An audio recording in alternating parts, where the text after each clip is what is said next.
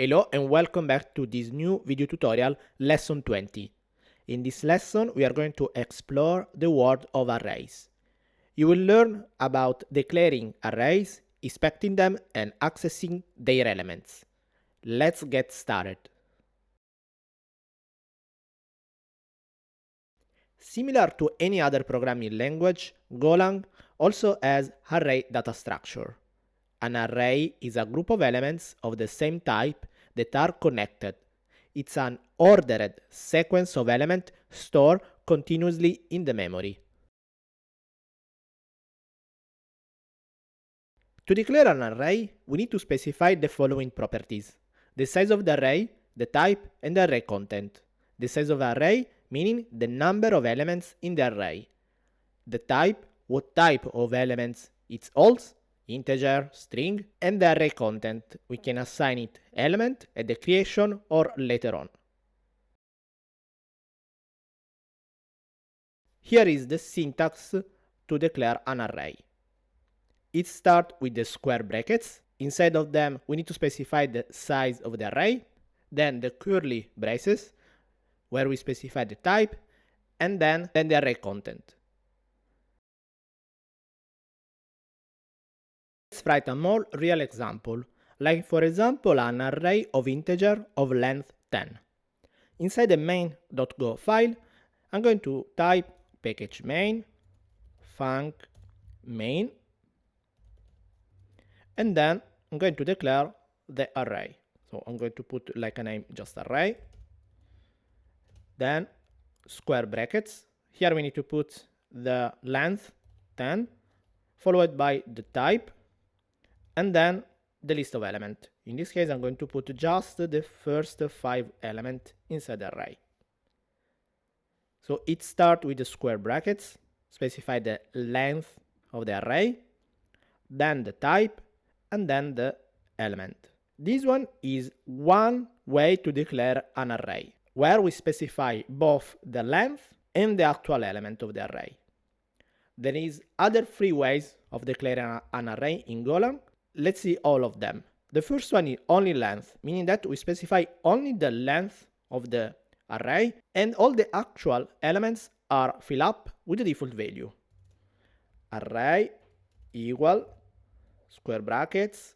Here I'm going to put 10, the length of the array, of course the type, and then I will not put any kind of elements. This array will be filled up with the default value. In this case, the type is integer, so all the elements will be filled up with the default value, meaning 0. Only actual elements. In this case, the length of the array will be equal to the number of actual elements. Let's write it. Array equal to, in this case, we don't need to put the length, but we need to put 3 points, then the type, and then of course we need to specify the element 1, 2, 3, 4, and 5. This symbol, the 3 points, needs to be used with the square brackets because we are not specifying the length. And in this case, the length of the array will be 5 because we, at declaration, insert 5 elements. The last way is without length and actual elements. In this case, we are going to create an empty array. So let's write it. So array equal. Again, here we need to put not the length, but the 3 points. Always the type, integer, and then the empty array. No elements. In Golang, there is a function that we can use. It's called len. And this function can be used to calculate the length of the array. Let's write another piece of code where we use the length function provided by Golang and with declaring the array in different ways. I'm going to clean up the function main. Perfect. The first one, I'm going to declare both the length and the actual elements. Let's write it, for example, array 1, 2, 1 of type string. In this case, I'm going to put like rom and Paris. And then I'm going to print in the console the array and the length of the array. Println array1 len %d %v, and then len array1, and then the entire array1. I'm going to put here. Perfect. Now it's printf.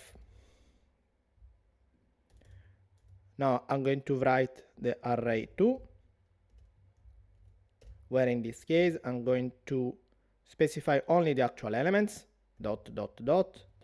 string, and then the elements Rome, Paris, and I'm going to do the same. So I'm going to copy, paste it here, array2, perfect, here 2 and 2.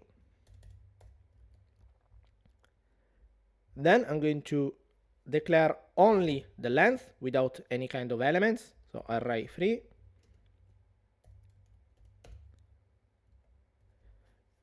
two as length string, and without any kind of elements.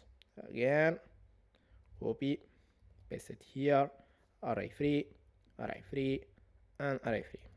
Good. And the last one, no length and no elements. Array4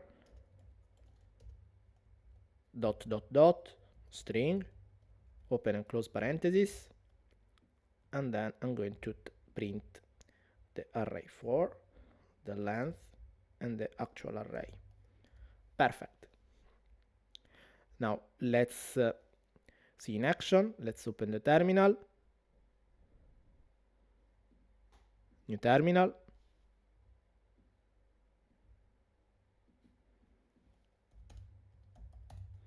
Go run main.go. So let's see the first one. The first one, array1, has as length 2, right? And these are the actual element, Rome and Paris. This one.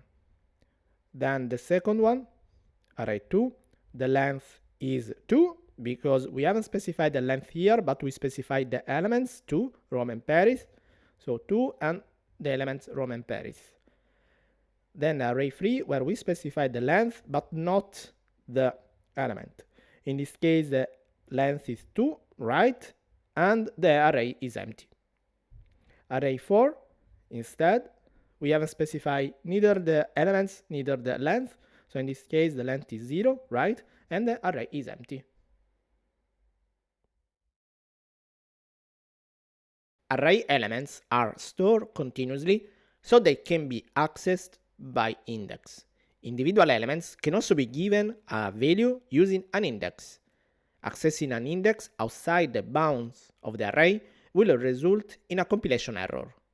The first index position is 0, and the last index position is the length of the array minus 1. Let's write an example. Inside the function main, let's type array length 2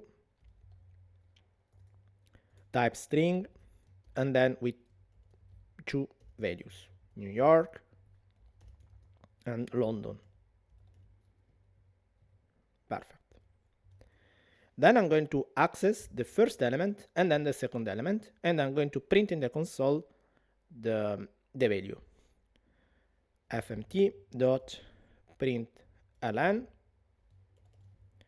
array, then square brackets, and then here I need to specify the index. In this case, as we discussed, the first index is 0, so here will be 0 related to New York, and the second one, fmt.println array 1 is related to London. Let's try. Open the terminal. go run main.go. Perfect. We print in the console New York in position 0 and London in position 1. Now I want to change the value of the first element, meaning New York. To do that, I can do array of index 0 equal to, for example, a new value like Paris. And I'm going to print in the console the entire array. Println array. Let's test it. Terminal, go run main.go. Perfect. We can see here that the first we print New York, we print London, and then we change the value of the first element, meaning that New York, to Paris, and then we print the array, and the new array contains not anymore New York but Paris and London. Now let's try to change the third element in the array with the index 2.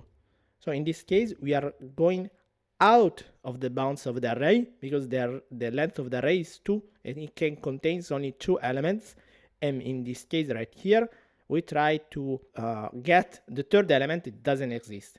Even that the Visual Studio Code extension is said invalid argument index 2 out of the bounds. Okay, let's try. Go run main.go. See, invalid argument index 2 out of bound because we tried. In Go, arrays are value types, meaning that an array variable refers to the entire array, not just the first element.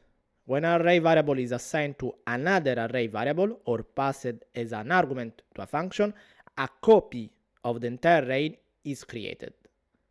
Let's understand better with a new example. Let me close the terminal. Let me clean the function here. Let's write a new array. Array 1, length 2. Let's put integer in this case, 1 and 2. Perfect. And then I'm going to print the console, the entire array.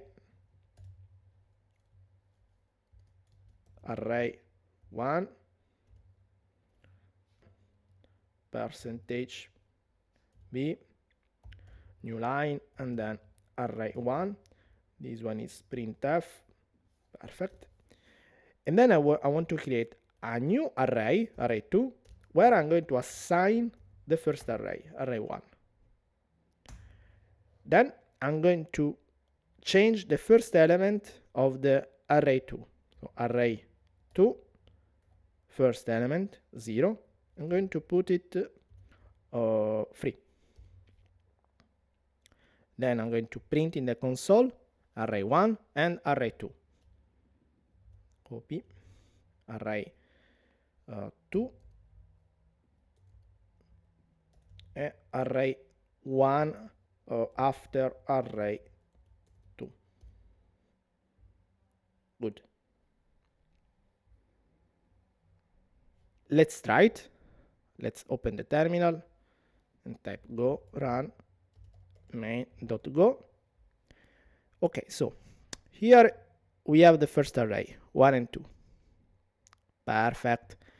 Then we have the second array, and in second array we assign the first array, and then we change the first element to 3. And now the second array is 3 and 2. Good. But still the first array contains the first element. This is because when we assign the array 1 to the array 2, Golang created a copy of the entire array without affect any elements inside the array 1. We can even do that using a function, and even with the function, Golang will create an entire array before passing it to the function. And now we know how to declare and to access the elements inside the array. Let's iterate in an array, and we can do in 2 different ways, with a for loop and with a range loop.